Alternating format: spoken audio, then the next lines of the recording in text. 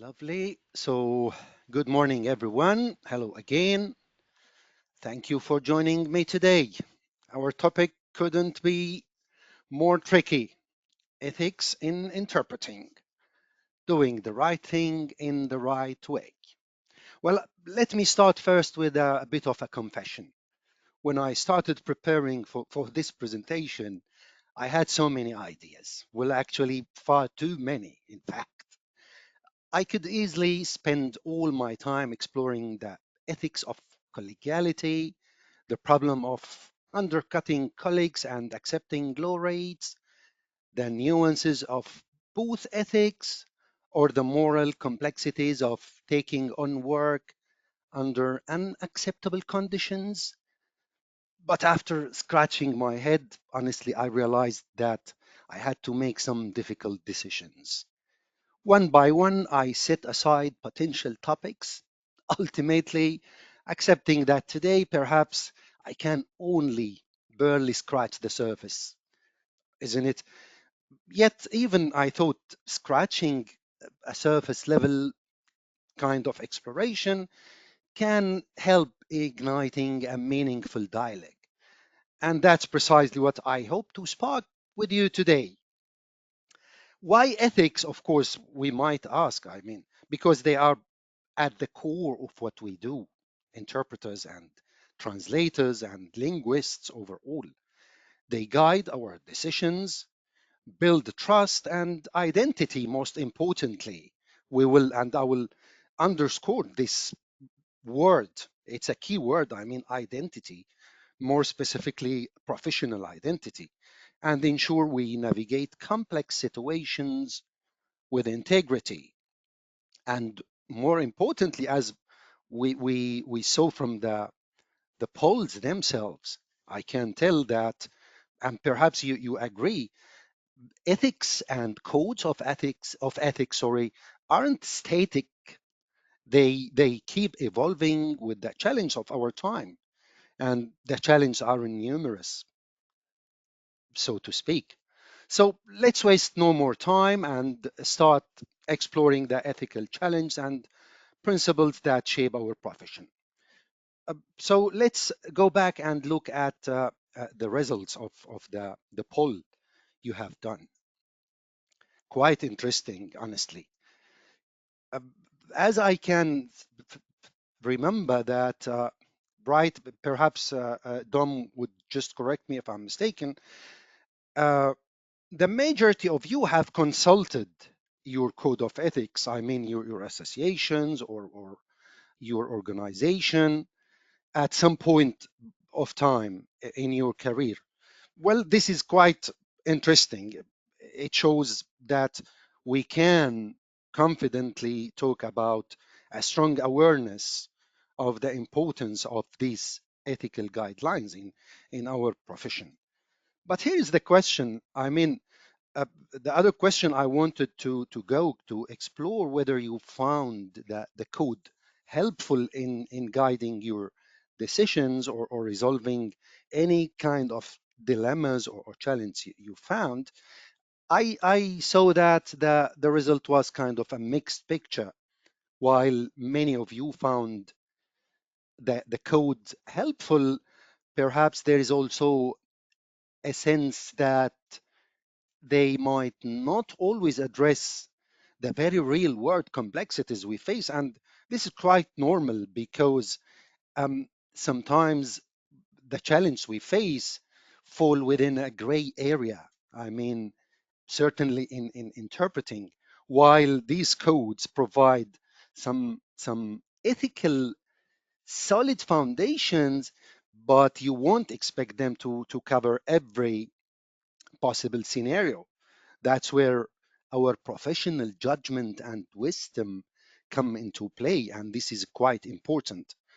So, significantly, as I can see, most of you have consulted your code of ethics, and then we had the other question about whether you thought that the code is up to date.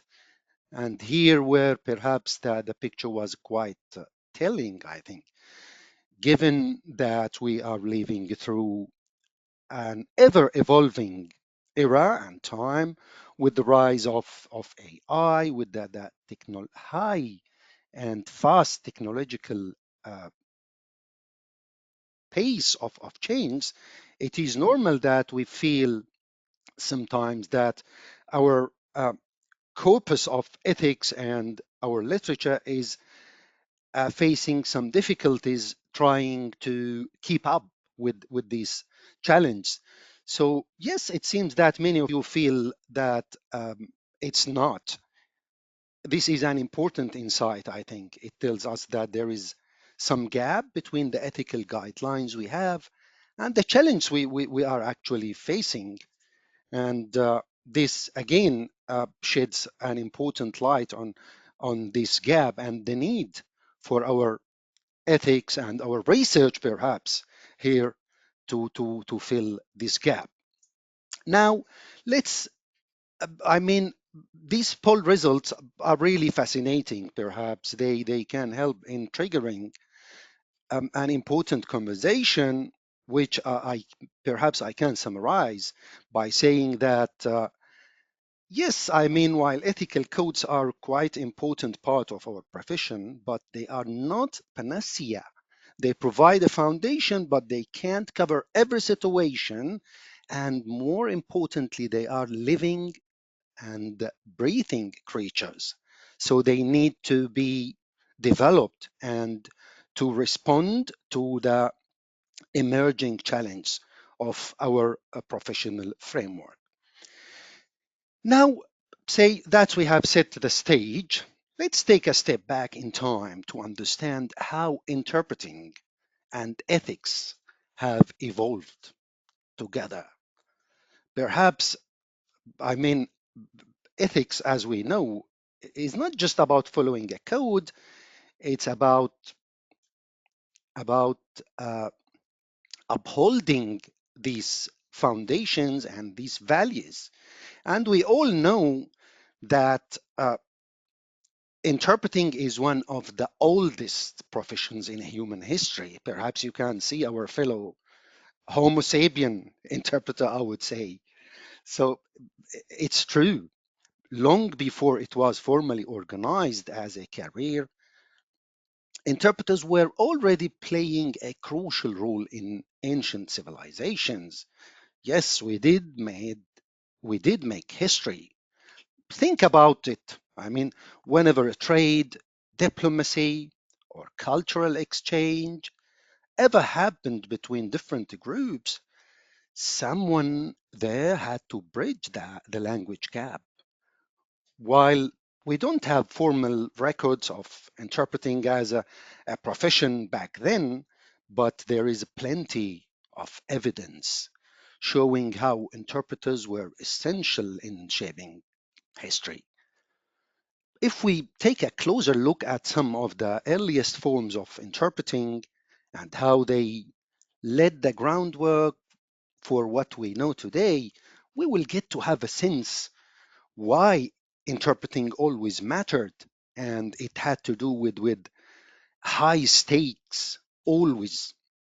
For instance, if we look at ancient civilizations and the trade, interpreters were essential for diplomacy, for trade. For example, in ancient Egypt, as we know from the literature, interpreters facilitated negotiations with neighboring regions like Nubia and the Levant.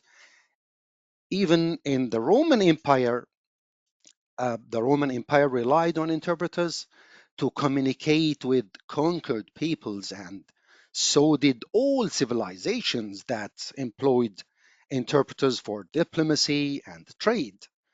So, yes, I mean, interpreters also played a key role in religious missions. See, again, this is one of the important aspects of our civilizations, hot topics which had to do with shaping our past, our present, and will continue shaping our future.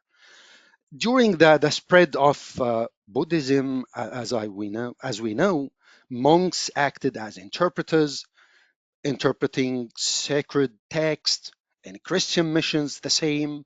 Interpreters facilitated the spread of Christianity across Europe.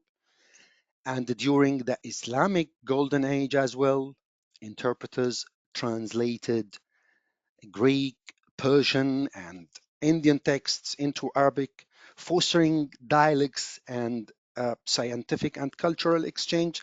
And of course, this applies to translators as well.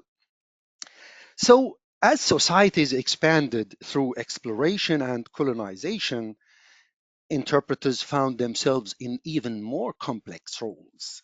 Perhaps interestingly, during the colonialism and exploration age, we are talking about the period between 15th and 17th centuries. European explorers relied on interpreters to communicate with indigenous peoples in the Americas, Africa, and Asia. Figures like, perhaps you all know this picture, figures like La Malinche, as they pronounce it, Donna Maria, in other words, say, who served as interpreter for Hernan Cortes during the Spanish conquest of the Aztec Empire, and whose name is linked to betrayal and treachery, I mean, infamously, let's say, are emblematic of this era. Colonial powers employed interpreters to facilitate governance, trade, and missionary work.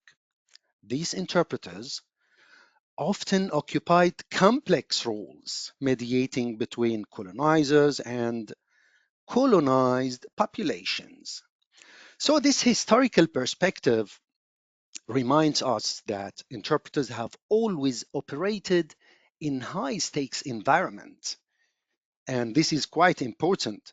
It makes us realize the weight these interpreters carried. It's a heavy burden, right? For sure. Even centuries ago, they weren't just conveying words. We all know that. They were transmitting ideas, entire belief systems, whole world views, and that long history, all those complexities, that's what makes the ethics of it all so nuanced. Now, with the profession growing more complex, the need for formal ethical guidelines became evident. Let's now explore the the very meaning of this word. I mean, what do we mean by by ethics? Sorry, because we all know that uh, we are quite curious creatures, linguistically speaking. So allow me a bit of a digression. Say, being linguistic minds, we can't resist that curiosity of diving deeper into the meaning of words. What does the word ethics mean, if you ever thought how it evolved? I see it fascinating and quite relevant to understand this. So, as you can see, according to the Oxford Dictionary, ethics are defined as the moral principles that govern a person's behavior or the conducting of an activity.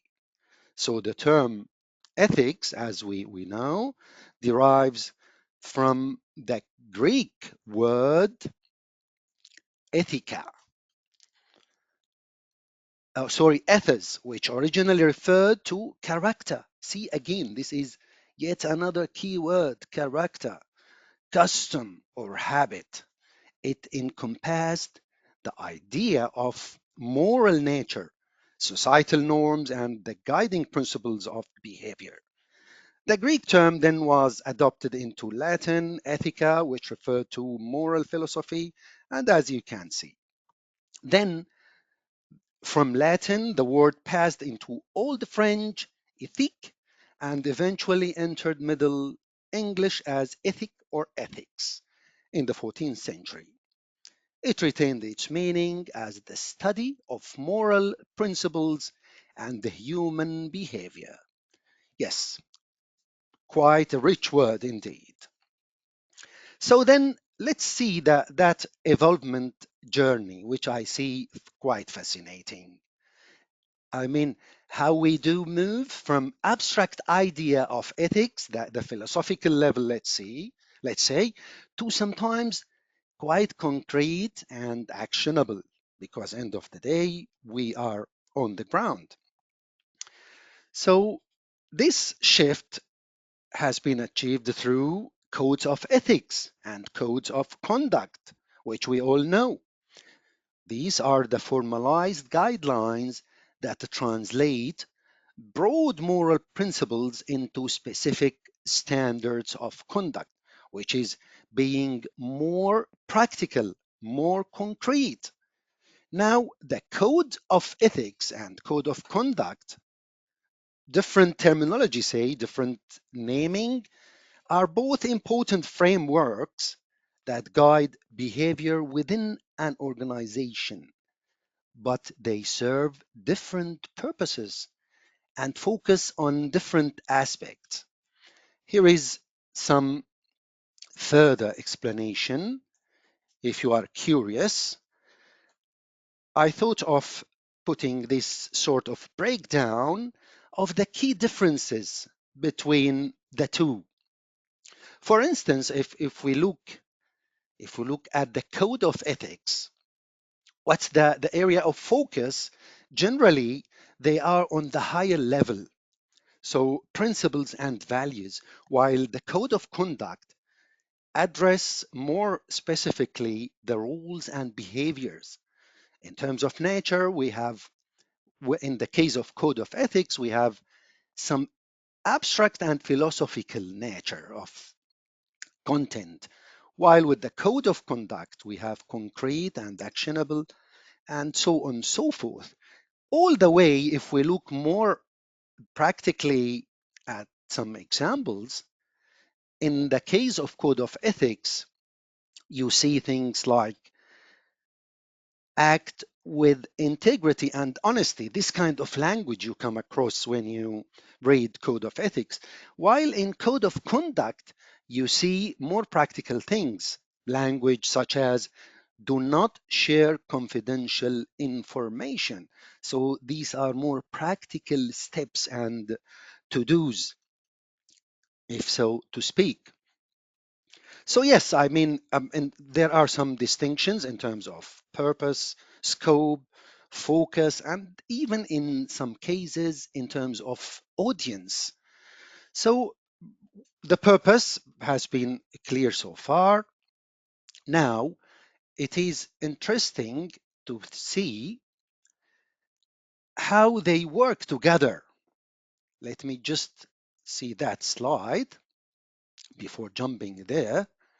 I mean, I thought of having a sort of timeline to see how they evolved. Of course, they work together, codes of ethics and codes of conduct, providing the ethical guidelines. I thought it might be useful to see, to have a glimpse into the history of evolvement for our codes of ethics and codes of conduct, which we have right now. Say this is not an exhaustive list, but some of the main, uh, I mean, documents which we know available there, some reputable organizations, perhaps because as we know, as the profession evolved, the need for formal ethics and ethical guidelines was more pressing. One of the earliest formalized ethical frameworks based on some research I did emerged during perhaps the Nuremberg trials, which is a foundational moment for our profession overall. We are looking at the mid 40s, say, of the last century, where interpreters played a crucial role in facilitating multilingual communications during the prosecution of war crimes. So the trials highlighted the importance of some pillars of our profession, say accuracy, impartiality, confidentiality, principles that remain central to interpreting ethics today. Then in the mid 20th century, we had who John Herbert, often called the father of modern conference interpreting, made a significant contribution to the professionalization of interpreting. His work emphasized the need for rigorous training and ethical standards, laying the groundwork for formalization of the profession. He has a very interesting and famous book called The Handbooks of Conference Interpreter. Unfortunately, I've been searching this book with many other colleagues over libraries, but some incomplete PDF version only is available online. So if anyone have some information about that book, please feel free to share. So yes, um, another landmark moment I think came in the late 50s, say, when the International Association of Conference Interpreter, acronymed as the IEC, introduced its Code of Professional Ethics. Of course, this was the first comprehensive code of conference interpreters I could speak about, establishing principles like, again, the key pillars of our profession: professional confidentiality, impartiality, in some other language referred to as neutrality, and integrity. The IEC professional standards further reinforce these principles, setting a kind of benchmark for the profession. Then, over time, other codes emerged, as you can see. In the late 70s, we have the National Association of Judiciary Interpreters and Translators in the US, where it introduced its code of ethics, again focusing on accuracy. See, now it's been more bolstered and underscored. Cultural sensitivity. Later, in 2012, the European Commission Directorate General for Interpretation published its very interesting document, and I really encourage you to refer to it, called Ethics, a Practical Guide, which addressed challenges like technology, remote interpreting, and globalization. Of course, there are many other documents, but these are the major ones I thought of including in this timeline. Of course, we have as we said, the NAJID, and you have our very own, the CIOL document, which is quite helpful and interesting. So, in short, it's not just about the way we say; it's about how we say it. This was the guiding principle behind all these codes of ethics and the standards, professional standards that guide us every step of the way. Now, let's dig deeper into the core principles that guide our work, since we have touched on them as interpreters. Let's ask ourselves this question, perhaps. What values and principles do you think are the most important in guiding professional behavior? Perhaps words like integrity, responsibility, trust, confidentiality, fairness, you name it. But among all these words, there is a word that I see quite relevant and important: professionalism. Thinking of professionalism, how do we define it? And let me share you this insight again, share this insight with you. When I looked at some research and literature, looking at the prominence of ethical buzzwords in 20 codes of ethics, and this is quite an interesting research by Lambert 2023. This is a different Lambert than John Lambert, of course. So as you see, if you can look at the pie chart, the table highlights the prominence of key ethical words. So competence and confidentiality are the most frequently emphasized principles, appearing in all over the 20 codes. And again, these two words are the pillars and the foundational components of professionalism, as I believe. I was looking and searching for the definition of professionalism in some interpreting related research, and I found that definition quite interesting by Seton and Dowrant, which says, again, when we thought of the professionalism, it is defined as technical competence plus a commitment to provide the best possible service while adhering to defined ethics and standards as a responsible member of professional community. Quite exhaustive. So professional identity, quite interesting. So, I mean, professionalism in general starts with technical competence, say, mastering skills like simultaneous or consecutive interpreting, which we all do, but it goes beyond skill. It's about commitment to excellence and delivering the best service every time. So, again, CPD is an ethical obligation. See how things and components are interrelated? You have the technical competence, but you are committed to excellence, so it's not enough. You have to keep progressing. So CPD, continuous, is quite important.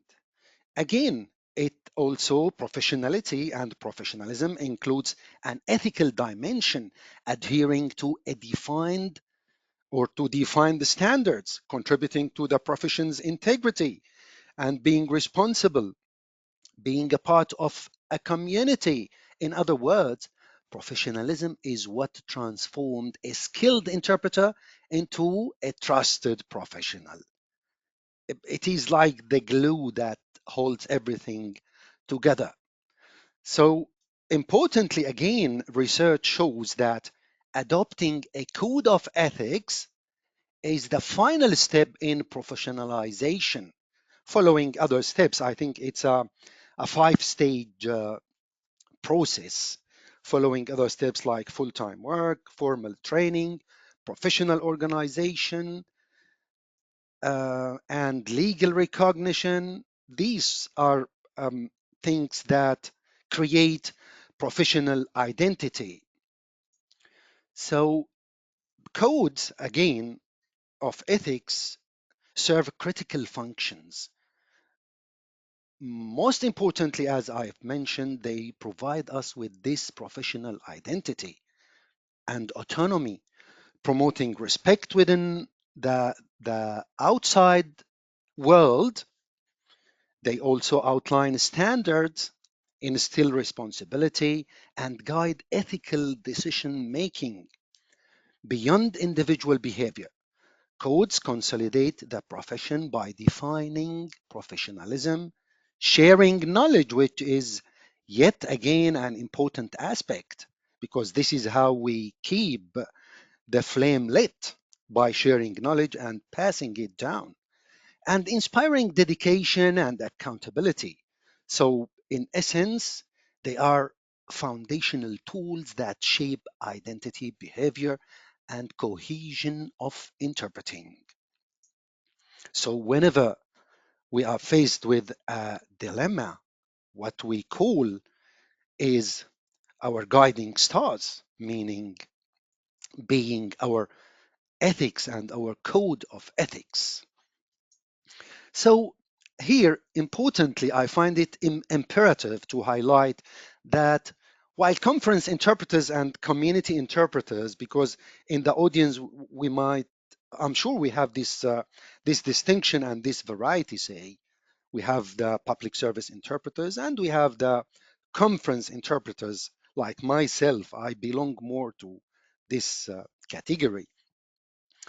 So, but we both share a common set of ethical challenges, such as maintaining confidentiality, accuracy, and impartiality.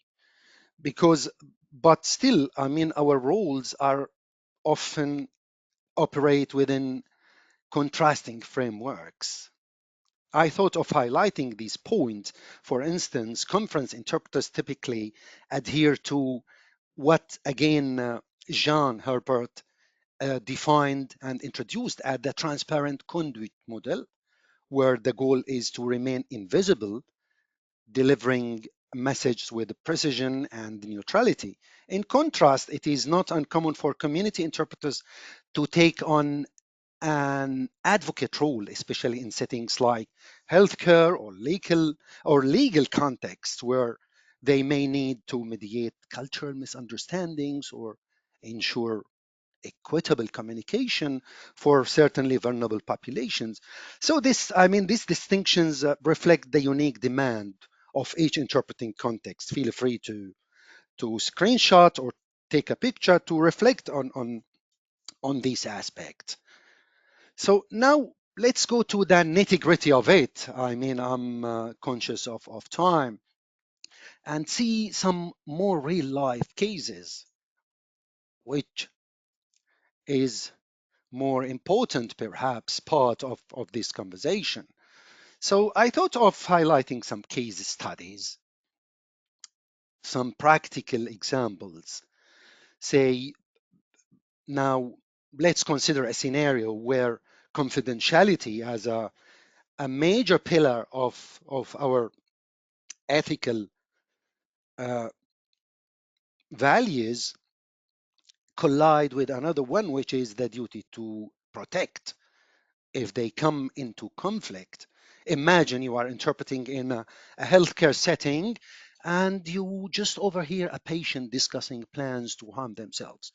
Would you break confidentiality to report this, potentially saving a life, or adhere strictly to professional secrecy? This is a classical example of balancing confidentiality with the duty to protect. So let's shift to a legal setting. For instance, imagine a legal setting where a non native speaker doesn't understand their rights. Do you remain impartial and simply go on interpreting, or do you advocate for the individual by clarifying information? I mean, this dilemma highlights the tension again between neutrality and cultural mediation. Let's see another example. For instance, when accuracy collides with sensitivity. This is from the conference interpreting world. Let's say a speaker uses offensive or culturally insensitive language. You would imagine this kind of dilemma. Should the interpreter render the message accurately, potentially causing offense, or modify or modulate the language to maintain decorum and respect? It is important in these cases to know that the relevant principle. This will guide us because it's not a black or white in all cases. Sometimes it's a gray area. Again, role boundaries. So, in a healthcare setting, a patient asks the interpreter for personal advice or assistance, which I'm told numerously by many colleagues. This is a very real life scenario. Should the interpreter provide additional support, risking role confusion, or strictly limit themselves to interpreting working conditions, say in remote interpreting, and gosh, tell me about it. An interpreter is asked to work with inadequate equipment or in a noisy environment, compromising the quality of interpretation and, of course, impacting their well being. And it is an ethical imperative to safeguard your well being, interpreters. So, the ethical dilemma here is should the interpreter proceed, risking inaccurate communication, or refuse, potentially delaying critical interactions. Again, self-care, as I've mentioned, an interpreter is assigned to work long hours.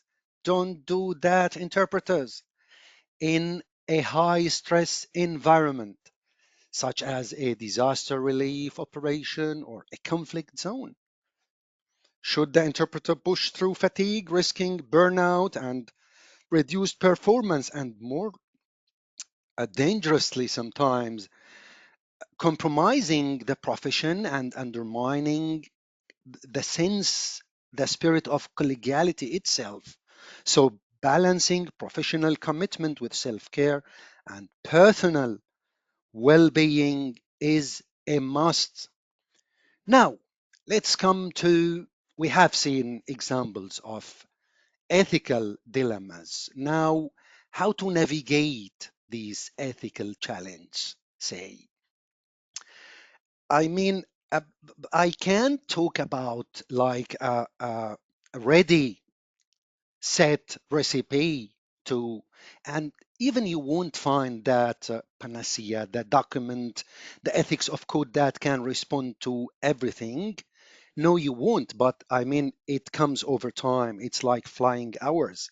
So, m- importantly, we should keep in mind always key points such as role boundaries, working conditions, self care, and professional limits.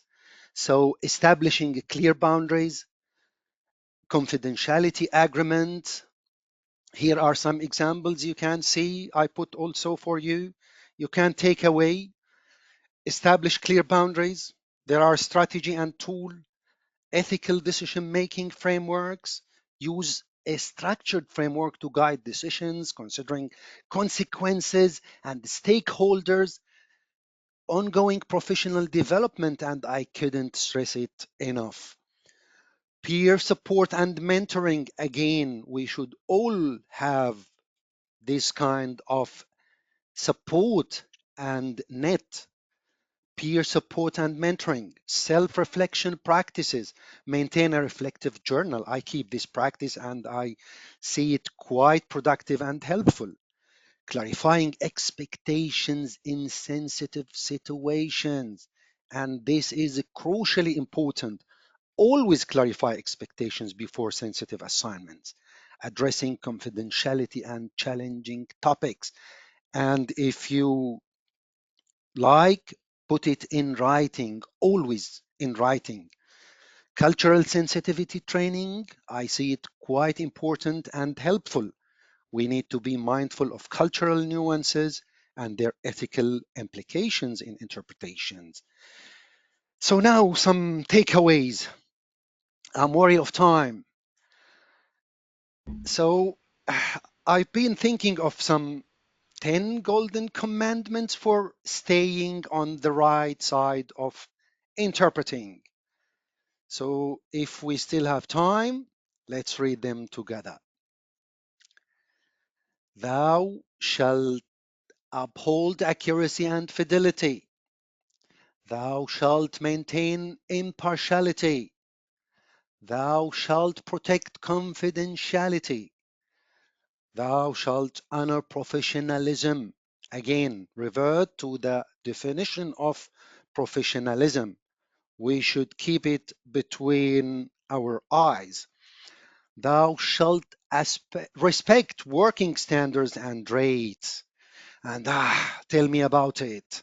I could speak forever. Don't shoot yourself on the foot, interpreters. Think strategic. So, 6. Thou shalt be caring and gentle with colleagues, especially newcomers. And I underline this one. It is quite important. Kindness, kindness, kindness. Thou shalt commit to continuous learning. Thou shalt know thy limits. And this is one of the most important commandments, I would say. We should always know our limits, our competences, and we should not feel embarrassed to say no in some cases. Thou shalt advocate for ethical practices, as we have been talking. Thou shalt prioritize the well-being of all parties. And again, well-being matters a lot. It does matter. So, Thank you so much, Ibrahim. That's absolutely wonderful exposition of all the ethical dilemmas of interpreters.